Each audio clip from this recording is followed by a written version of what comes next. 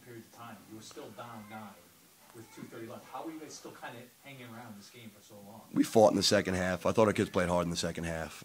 We put ourselves in a hole, and we have to learn to take the next step as a program. And Robert Morris has been to NCAA tournaments. Andy's been very successful for a reason. Those kids are tough and physical, and we weren't ready early to compete against that physicality. I think our guys responded in the second half when it was a little bit too late. But for us, again, we're a work in progress, and we got to keep getting better. We play again in less than 48 hours. We got to come tomorrow and get better, and then Monday night toss it up and be better than we were today. Is this one of those games where you really miss a veteran point guard against a man-to-man, physical man-to-man defense? Is where you miss a guy who can just settle the game down, beat a guy off the dribble, just do things and create offense for you guys? I mean, the reality of it is we miss Ike every minute of every day. I don't like talking about it because I'm not going to make excuses for anything. That's not how I'm wired, and that's not what I believe. But, yeah, of course we miss him. You know, just assist leader, our best defender. So he just brings a lot of things intangibly, too, that would help us having him, but we don't right now. Hopefully we will soon, but we still don't. So we're playing with who we have, and I'm not making excuses. I'm not built to do that. So our guys have to find a way to get through that, and some guys are being put in roles that they initially didn't expect to be in, but they have to find a way to be better.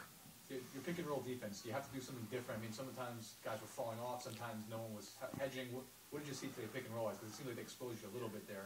Yeah, no, they definitely did. We tried to change coverages. I still have a couple of guys who aren't very good in our coverages. We probably work on it more than any place I've ever been in my career. We work on ball screen defense. So that stuff is inexcusable, and we'll go back to the video and take a look. And some guys have to see the mistakes they're making, and, again, we just have to get better. You got 5 quick points from Joe to start the second half. Then they hit you with an 11-0 run. What happened there? Because things were going well. You were kind of working your way back in the game, and they just hit you guys with that big run and kind of never let you back in the game a little bit. Yeah, I need to look at the video and see what happened. We had some turnovers both in the first half and then to start the second half. There's my son out there crying. I want to go shoot my son instead of think about this one. We're not good. We get punched a little bit with adversity and don't respond well. And part of that is having a veteran point guard out there to kind of keep your team under control. And Joe plays with so much emotion. It's a gift and a curse for him. His toughness and emotion are a gift and a curse, and today it ended up being a curse. But he's a kid who's going to continue to get better and is going to be a really good player moving forward. But we don't have that leadership out there to stop a run like that right now. And I only have so many timeouts, so I can't just keep calling timeouts. So, unfortunately, our guys have to play through some things and have to learn to play through some things. I'm sure Joe never had a game like this in high school. Really struggled there first half, 2 turnovers to start.